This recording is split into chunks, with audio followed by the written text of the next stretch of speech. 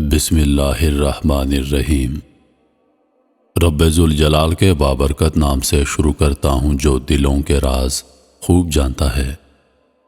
درود ہو حضور نبی کریم صلی اللہ علیہ وآلہ وسلم پر اور ان کی آل پر۔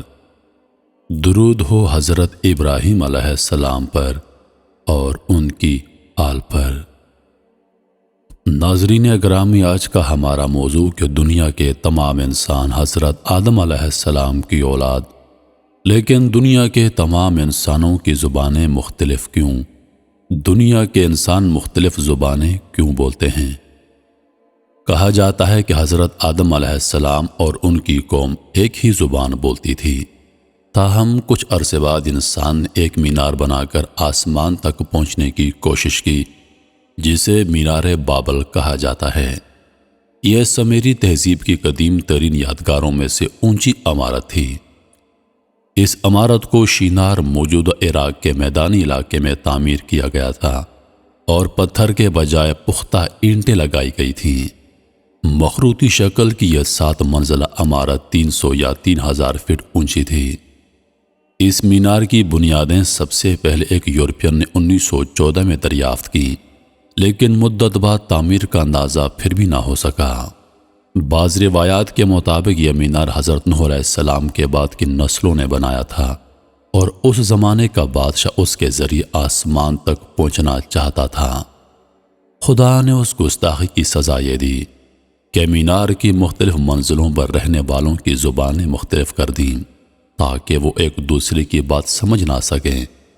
جبکہ ایک روایت یہ بھی ہے چونکہ اس برج یا مینار کی منزلیں 7 تھیں اور دنیا کے براعظم بھی 7 ہیں، یوں ہر منزل پر رہنے والوں کی زبانیں مختلف کر کے انہیں ایک طوفان کے ذریعے دنیا کے 7 مختلف براعظموں میں اٹھا کر پھینک دیا گیا، ورنہ ذرائع آمد و رفت کی ایجاد سے قبل ہی ان براعظموں میں انسانی زندگی کے آثار ہرگز نہ ملتے، کیونکہ زمین کا جو ٹکڑا براعظم کہلاتا ہے وہ چاروں طرف سے سمندر میں ڈوبا ہوتا ہے، اور زمین کے اس خطے میں انسانی زندگی کا وجود تبھی ممکن ہو سکتا ہے جب سمندری اور فضائی آمد و رفت وہاں موجود ہوں۔ تاہم جدید ماہرین لسانیت کا خیال ہے کہ زبانوں میں عقل کو چکرا دینے والا صوتی اور نحوی تنوع ہزاروں سال کے دوران رونما ہوا، جبکہ چند ماہرین لسانیت ایسے بھی ہیں جو کہتے ہیں کہ اس تمام تر رنگا رنگی انتشار کے باوجود ساری کی ساری زبانوں کے ڈانڈے ایک ہی زبان سے ملتے ہیں۔ قرآنی نظریے کے مطابق بھی ابتدا میں تمام انسان ایک امت اور ایک زبان تھے، پھر وہ مختلف ہو گئے، یعنی اللہ نے امت واحدہ میں سے مختلف امتیں بنا کر انہیں جدا جدا کیا۔ اللہ تعالیٰ نے آدم علیہ السلام سے انسان کی نسل کو آگے بڑھایا، مگر تمام انسانوں کی شکلیں آدم علیہ السلام جیسی نہیں بنائیں۔ قد قامت، رنگ، آواز، عقل وغیرہ سب میں اختلاف پایا جاتا ہے۔ یہ ایسا کیوں ہے؟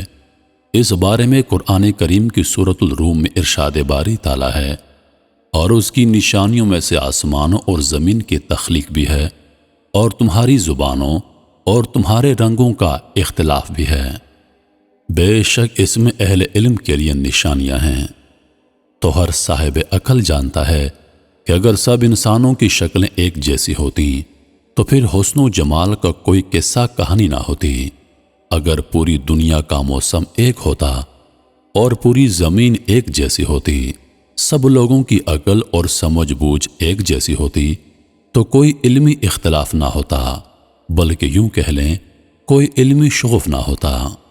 تمام اشیاء خوردنوش کا ذائقہ اگر ایک جیسا ہوتا تو ایک علاقے میں ضرورت سے زیادہ اشیاء کی پیداوار کی خرید و فروخت ممکن نہ ہوتی۔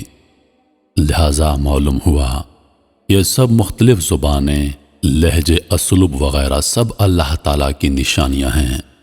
سورہ رحمان میں تخلیق انسان کے بعد جس پہلی بڑی نعمت خداوندی کا حوالہ دیا گیا ہے وہ اس کے نطق و بیان کی قوت ہے، یعنی زبانوں کا ظہور بھی انسانی معاشرے کے ارتقائی عمل کا حصہ ہے۔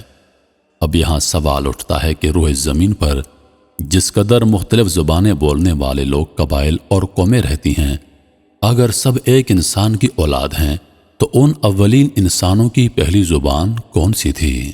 عبرانی، سریانی، عربی اور سنسکرت زبانوں کا شمار دنیا کی قدیم ترین زبانوں میں ہوتا ہے، مگر بنی نوع انسان کی پہلی زبان کے بارے میں تاریخ کی کتابیں اختلاف سے بھری ہوئی ہیں۔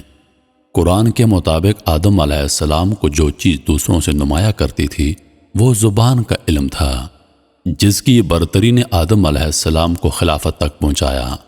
حضرت عبداللہ بن عباس رضی اللہ عنہ سے ایک روایت ہے کہ جنت میں آدم علیہ السلام کی زبان عربی تھی، لیکن جب انہوں نے اس درخت کا پھل کھا لیا جس کے کھانے سے اللہ تبارک و تعالیٰ نے منع فرمایا تھا، تو عربی زبان ان سے چھین لی گئی اور سریانی زبان بولنے لگے۔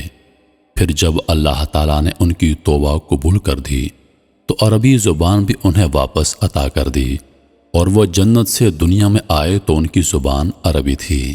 اس سے یہ بھی ظاہر ہوتا ہے کہ حضرت انسان نے ابتدا سے ہی ایک سے زیادہ زبانیں بولنا شروع کر دی تھیں، اور پھر آدم علیہ السلام کے بعد ان کی اولاد سے دنیا آباد ہونی شروع ہو گئی، اور اللہ تعالیٰ نے انسانوں کی نسل پروان چڑھائی جو دنیا میں 4 سو پھیل گئی، تو ان کو مختلف قبیلوں اور گروہوں میں بانٹ دیا گیا۔ ان قبیلوں اور گروہوں میں جب دیگر زبانوں نے جنم لیا تو پھر ہر قوم اور ہر زبان میں اللہ تبارک و تعالیٰ نے اپنے انبیاء اور رسول بھیجے تاکہ وہ اپنی قوم کو ان کی اپنی زبان میں احکام الہی کی تعلیم دے سکیں۔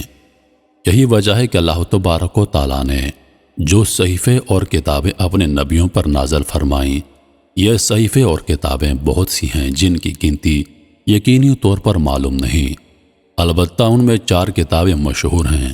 ان میں تورات حضرت موسیٰ علیہ السلام پر عبرانی زبان میں نازل کی گئی، زبور داؤد علیہ السلام پر سریانی زبان میں نازل کی گئی، انجیل حضرت عیسیٰ علیہ السلام پر عبرانی زبان میں نازل ہوئی، جبکہ قرآن مجید حضرت محمد مصطفیٰ صلی اللہ علیہ وآلہ وسلم پر عربی زبان میں نازل کی گئی۔